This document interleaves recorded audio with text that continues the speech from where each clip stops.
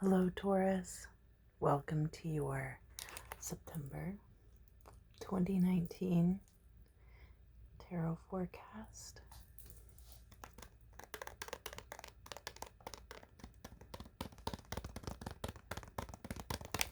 I will be using my transparent tarot deck. I also have these really nice amethyst crystals.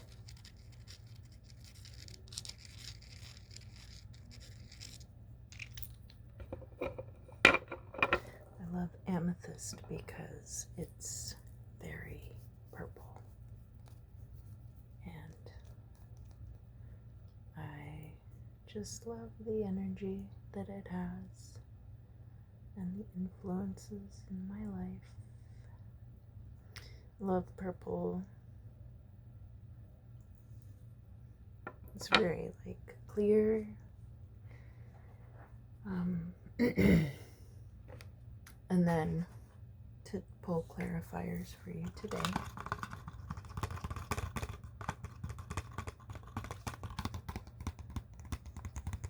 I have this night sky deck of playing cards that I have adapted to be used for cartomancy. And let's find out what is in store for you in September 2019. Taurus, would you like to experience any additional personal growth this month? Or have you had enough of that for 1 year? Would you like romance? Would you like a new job? Or would you like some time to rest and relax? Let's find out what is in store for you this month.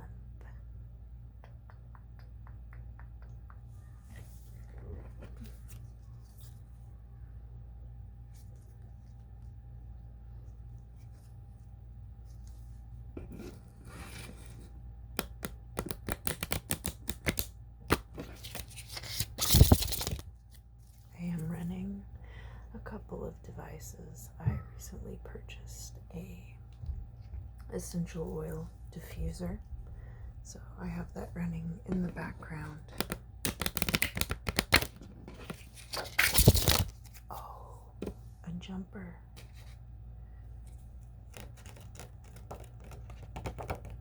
What do we have here? It's the Two of Swords. You have a choice to make. You have a choice. Maybe you've been avoiding making it. Maybe you didn't feel ready, but this month you'll have to. And we did have a couple other jumpers, but I'm gonna take this one.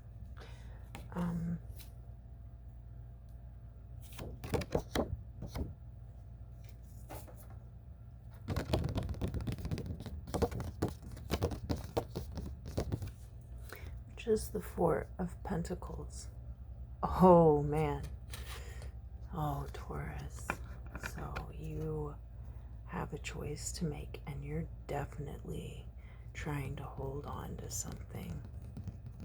And maybe you're being forced to make the choice to let go of something, and you don't want to do that because Taurus rules the second house of possessions and material goods. And I know how you feel about your stuff.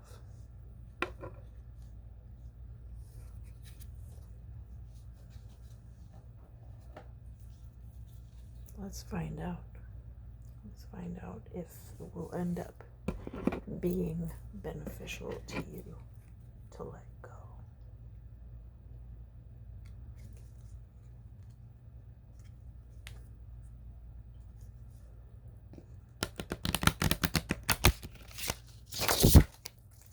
Oh, jeez. We have a couple of jumpers. Which one? This one. Because of how the cards are laid out, I only take one of each. So if I get a sword, I won't take another jumper that's a sword, but if I get a jumper that's a pentacle, I will take it. Just so you understand why I wouldn't just take every jumper that comes out. If I really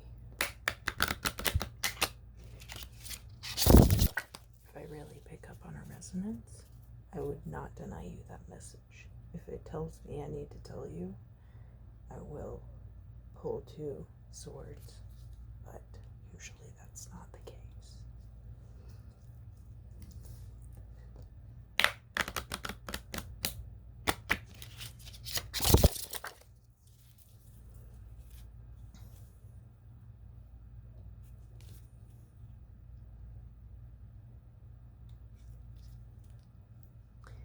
I like, as far as scents go, and what I have in my diffuser right now, I have a little bit of neroli, because a little bit goes a very long way. And I also have, what did I put in there? Benzoin, which is like a kind of a Catholic temple incense. And then, what else did I put in there? What else? One of them that makes like a really good earthy smell. Oh, I can't remember. Wasn't birch tar. Wasn't. I love birch tar though.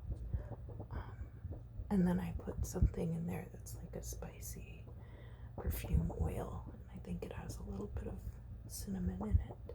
Obviously, with a diffuser, you wouldn't want to put too much cinnamon oil because you will murder yourself. You won't be able to breathe. It's important to be careful when you're using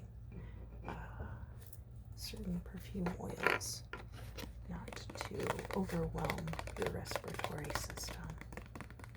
But it's so hard to resist. I just love having that density to the air.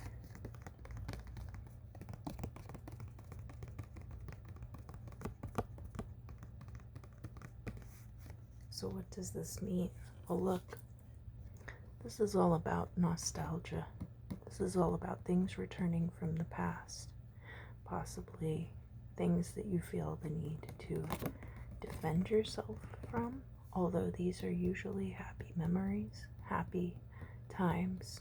The Six of Cups is all about emotional states, and because it's children and flowers and cups, it's probably very positive, but that depends on what your perception of your own past is too. I know that a lot of us had what could be considered very happy childhoods, but there are still things about them that traumatized us, and it doesn't necessarily mean that it wasn't a perfectly normal part of your life at the time.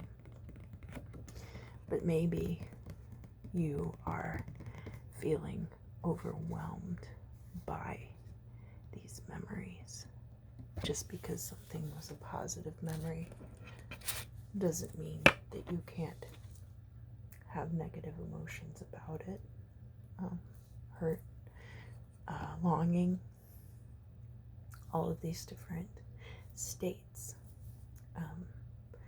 I do know a lot of trans people as well, and I would imagine it can be a little difficult to navigate what your life was as a child if your gender has changed in the public eye. Obviously, you always felt that way, but maybe you were a princess for Halloween, and now that you identify as a man publicly, how do you explain that? Do you have to give that up?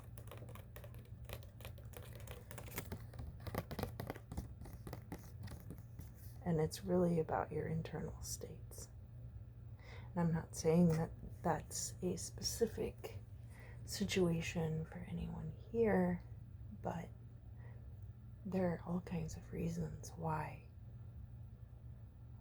memories from your past, even overwhelmingly positive situations, might cause you to feel sad or upset.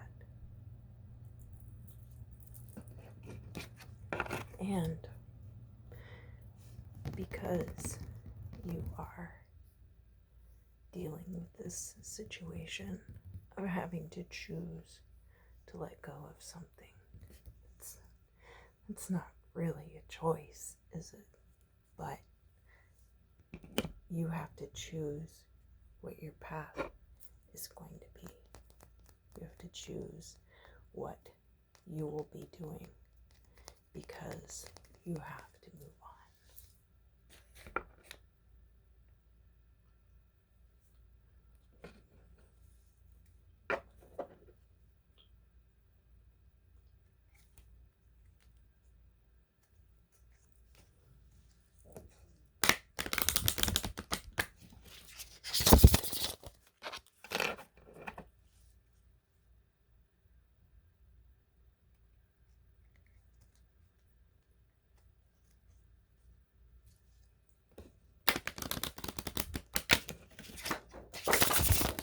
Oh, great.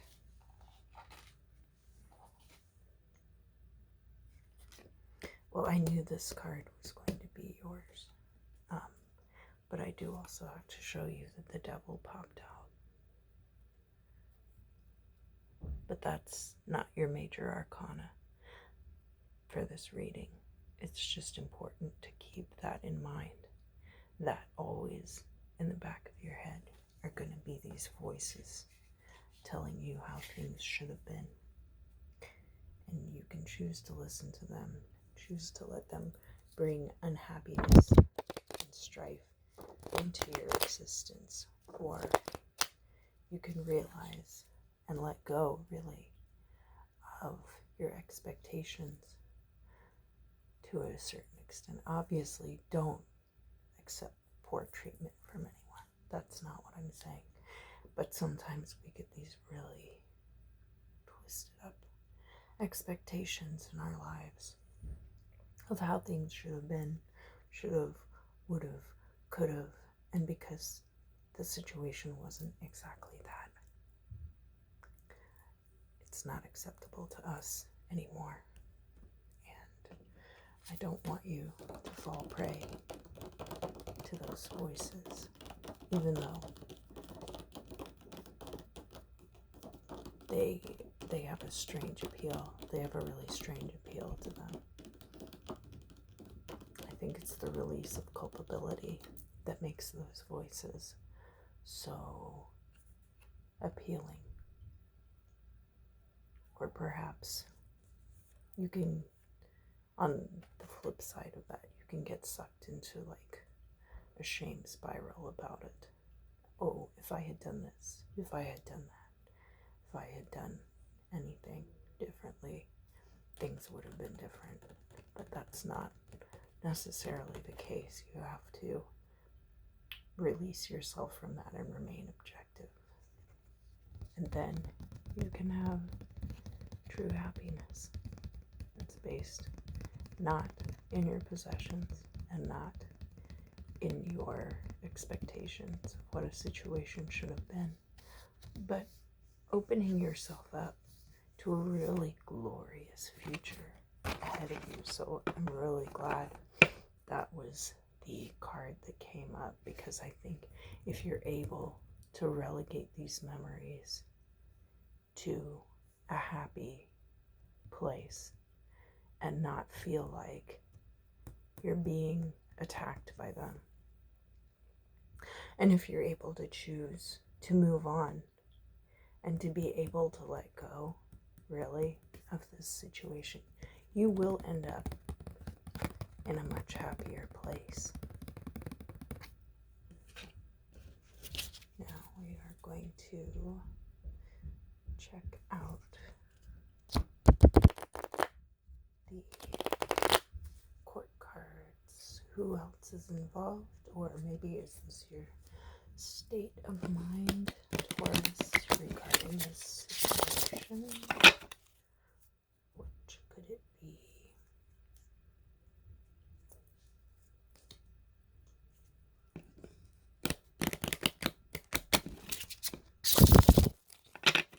Could it be this one?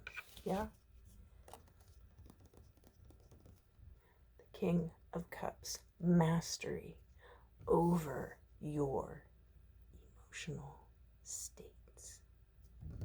That's excellent news. That means that none of these things are going to be bothering you. You will be able to remember these as the happy memories that they were, but maintain objectivity about them and not feel like they're beating you down. You will be in a much happier place by the end of September. I'm glad to report I get along really well with the Tauruses. I think it's because we're both fixed signs. And as earth energy, fire and earth energy are really good together. Oh geez, I'm really sorry. Hold on.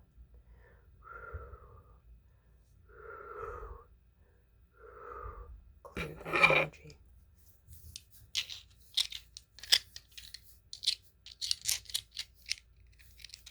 Look how beautiful they are.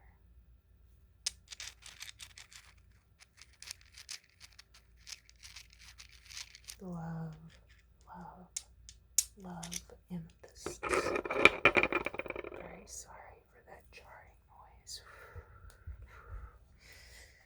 Alright, and let's draw 3 of these cards. The night sky.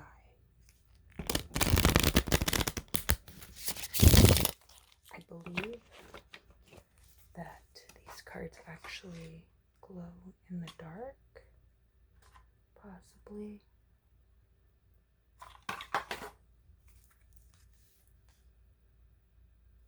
But that's not important right now. My friend who lives in Raleigh works at the Science Museum there, and she saw these and knew that I was making card decks into cartomancy decks, and she gave them to me to use for that.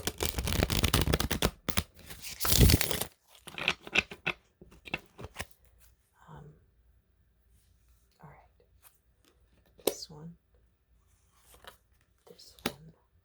and this one. Now, what do we have?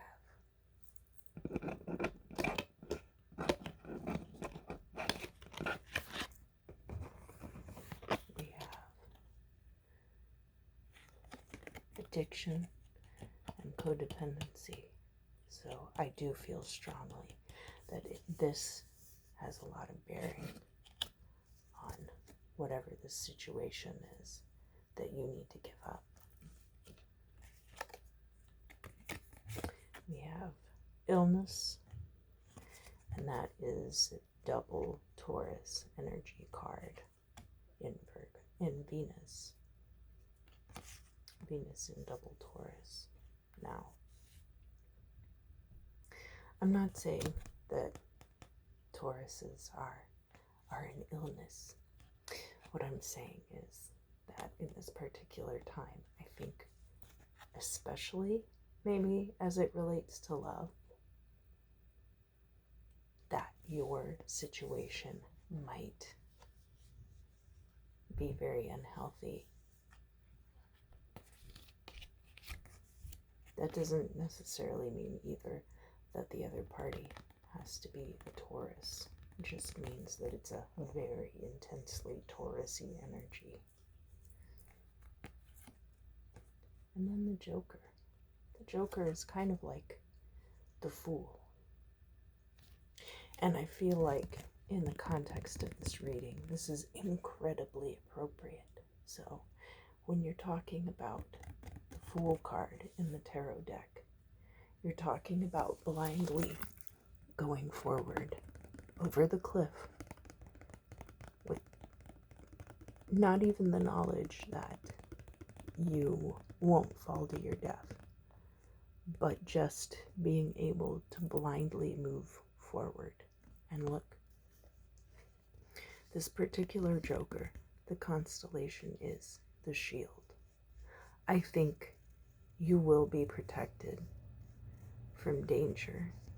I think not only will you be protected from danger, but that in the long run, by giving up whatever it is that you're trying to hold so tightly to, not only will your memories become less painful, but you'll be able to move forward and you will have a better life because of it. So, thank you. Thank you, Taurus, for joining me today for this reading. And I hope that you have a great September. I think by the end of the month, you're going to be feeling so amazing, so much better. And I'll see you soon.